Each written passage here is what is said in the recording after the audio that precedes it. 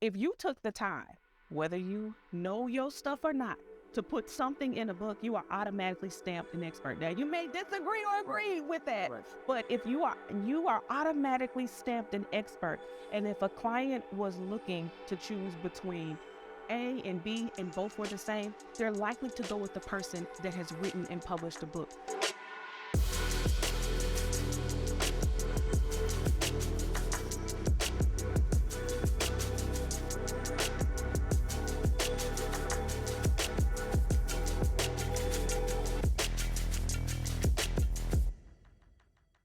Welcome back to another episode of the Traffic Sales and Profit Show.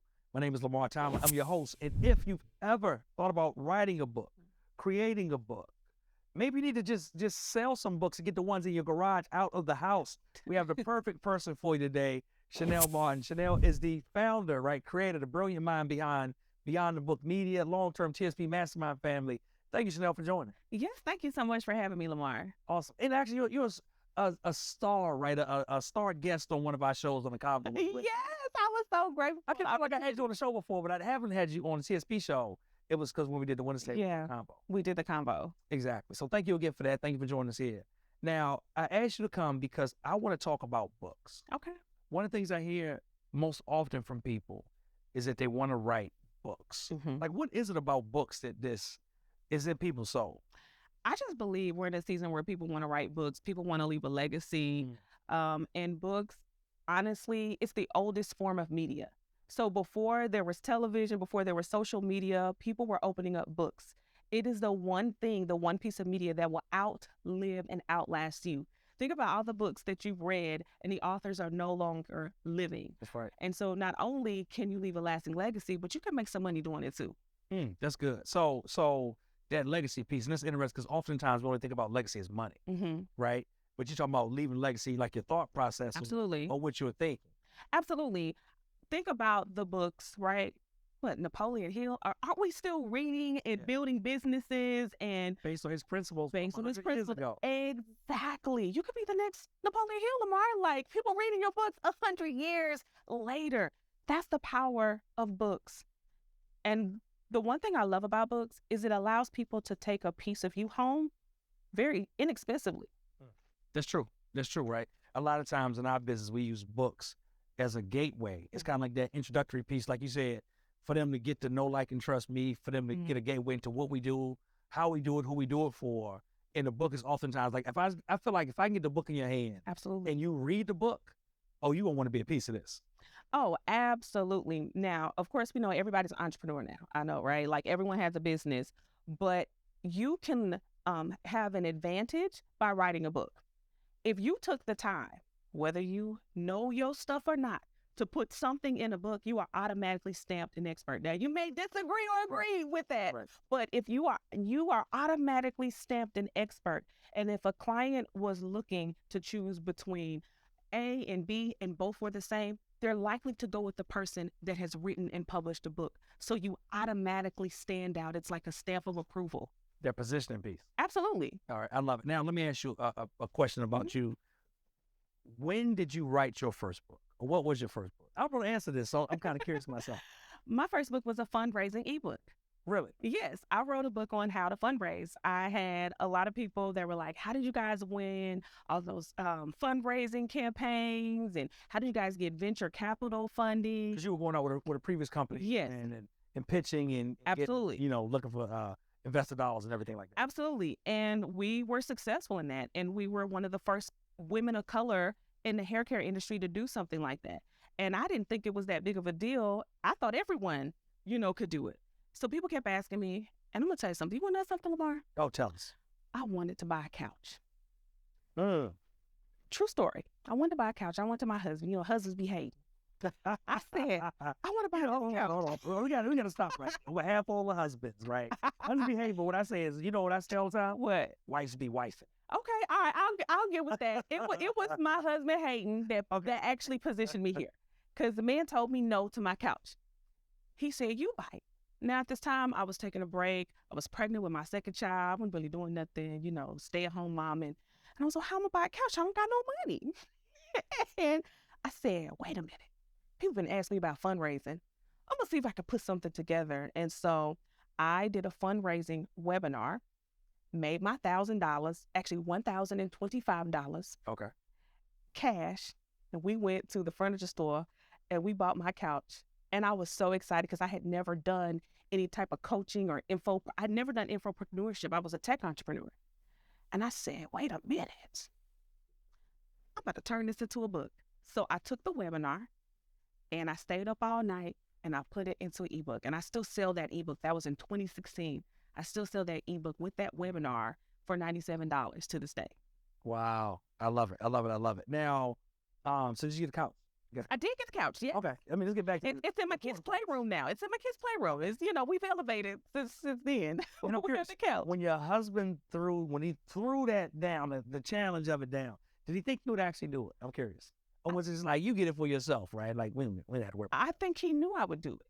He saw something in me. He kept telling me that I need to coach and consult and teach people, and I didn't want to do it because that was out of my comfort zone. I was not interested in coaching and teaching. That just wasn't. I don't want to do that. I just want to help people with their hair. We had a hair tech company, and it really pushed me into thought leadership. This is why I have Beyond the Book Media, because I saw the power of writing a book. Now, no one was calling me for hair industry stuff because I had stepped down as a leader, but now I'm getting called to sit on fundraising panels. Now people are saying, can you coach me? I started making my first $2,000 a month. I had secured a coaching client that popped up in my DMs that saw me on a speaking engagement, and I was about to give her away to somebody. And I was like, wait a minute, we're about to have a baby. Let me figure this out. And I took her as a client, and that was on accident. And so now I'm able to take those same strategies and teach them to other entrepreneurs so they can be intentional. So he really pulled that out of you. Oh, absolutely. So hopefully what he's learned from this is that he said no to everything. Because if this brother says no to everything, who knows what's still inside of you? Just wait to come out. Chris, if you're watching this, please don't listen. No. Team, let's make sure we get a limited edition copy of this episode for Chris sent out to the Mind Hustle. So I love it. So you create your first book and you do it.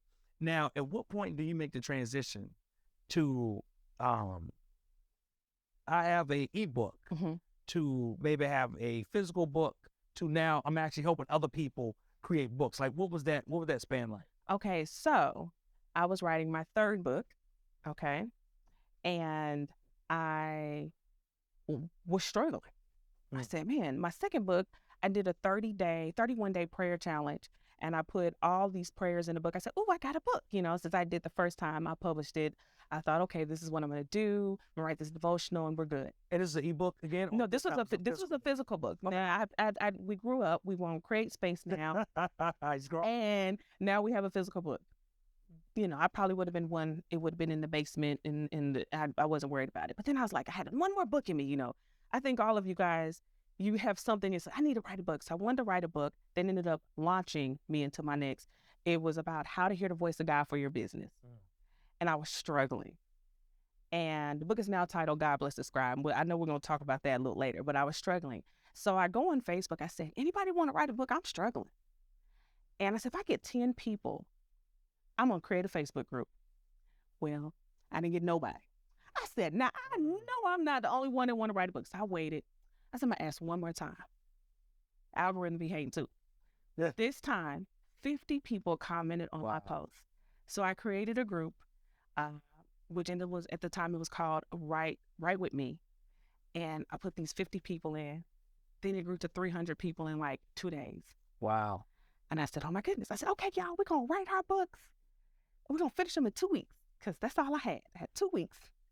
And this time I had just had my third child, little baby. I didn't have time. I was like, I need to finish this book. So I get these people, they're finishing their books, Lamar, in 5 days, 7 days, just because of the accountability that I gave them. I never finished mine. So then, here's the kicker. I'm sitting here with 300 people. And they're like, Chanel, you going to publish my book? I'm like, publish your book? Oh, no, I just wanted to write my book, and I didn't even get to do that. And so then I was like, people were literally, I had a friend of mine, she wrote her book. 2 of my really close friends wrote their books. They're like, Snake, you got to publish me. So then I was like, all right, we created Beyond the Book Media just so I could publish my friend's books. So here's a shameless plug for the mastermind. I was like, well, I'm going to sell y'all like marketing services or something. I came up with something I was going to do. And I joined TSP Mastermind, and one of the coaches, she was like, "You need to do publishing." I said, "I can't get out of this publishing thing." She says, "The only way you're going to make money, real money." Because I was trying to sell a $30 a month membership. It was horrible. I'm glad y'all stopped me. And I launched our publishing, like I relaunched it officially about a month after I joined the mastermind. And we've been doing that ever since. And that's how I got started. I love it. I love it. I love it. So for you, I'm curious, did you like, or do you like writing your own books more, or helping other people birth their books? I like What was helping, it say? I like helping other people birth books. Okay. I got a short attention span. I recently wrote a book not too long ago, and I had to get in my own writing challenge to write my own book because I wasn't going to be able to do it. Which is a great testimony for your writing challenge. Yes. That even you have to use a writing I challenge. had to use it. Yes. I wrote it in 7 days. Yes. I wrote my book in 7 days. So if you can help them write books in 7 days, for people that's not working with you in your programs, why does it take some people years to do the same thing? They're not focused.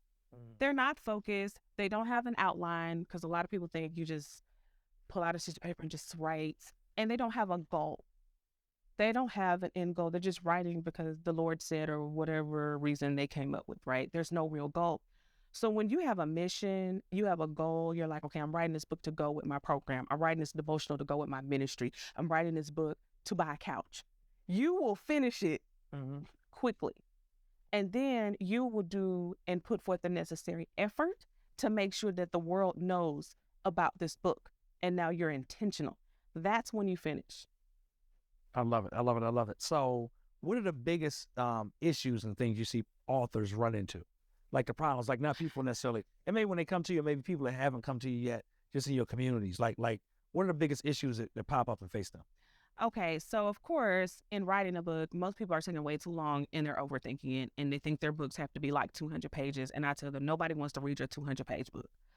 First of all, audiobook is the fastest growing category of books right now. So if you do not have I didn't know that. Oh yeah, if you don't have an audiobook, you about to get left out, because people don't even have time to read these days. They want to listen. Let me stop you right there. So if I need an audiobook, am I voicing it myself? Should I get somebody else voice it to kind of get it off? You should voice it yourself, because it really helps the author connect to you, especially if you are a service provider, you have a product that you want to link to that book.